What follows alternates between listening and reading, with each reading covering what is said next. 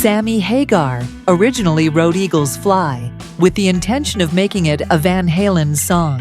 However, when he played the demo for the band, Alex Van Halen dismissed it.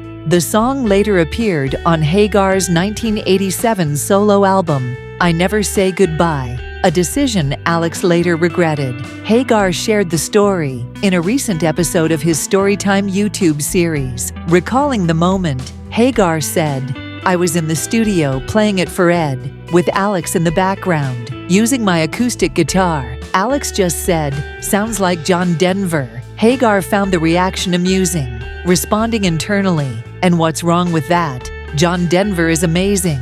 Don't knock him. Since the song was rejected, Hagar recorded it for his solo album, with Eddie Van Halen playing guitar, bass, and backing vocals. When Alex later heard the final version, he questioned why it hadn't been saved for Van Halen.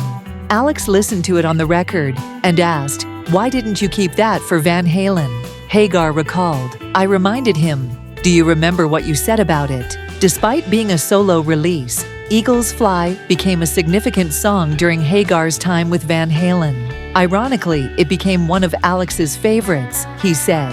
Eddie loved it too. It should have been on a Van Halen album. Hagar admitted the song would have fit well on OU 812, but he accepted how things played out. It is what it is, and it's a song I'll keep playing for the rest of my life.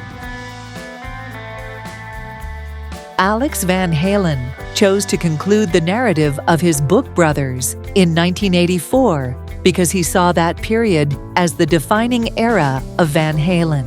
In a recent interview, he explained that the band's original lineup, himself, Eddie Van Halen, David Lee Roth, and Michael Anthony, captured the raw energy and unpredictability that made their early success so unique. For Alex, those years represented the essence of rock and roll, creative freedom, chaos, and experimentation without external pressures. Looking back on the years leading up to 1984, Alex acknowledged both the triumphs and challenges the band faced. From their breakthrough debut album to the struggles that came with fame, he believed that the band's shared spirit, shaped by their outsider identities and collective aspirations, began to fade after Roth's departure. While he recognized the musical achievements of the Sammy Hagar era, Alex viewed that period as a departure from the raw energy of their early days. As the band transitioned from clubs to massive arenas, spontaneity gave way to structured success, fundamentally changing their dynamic.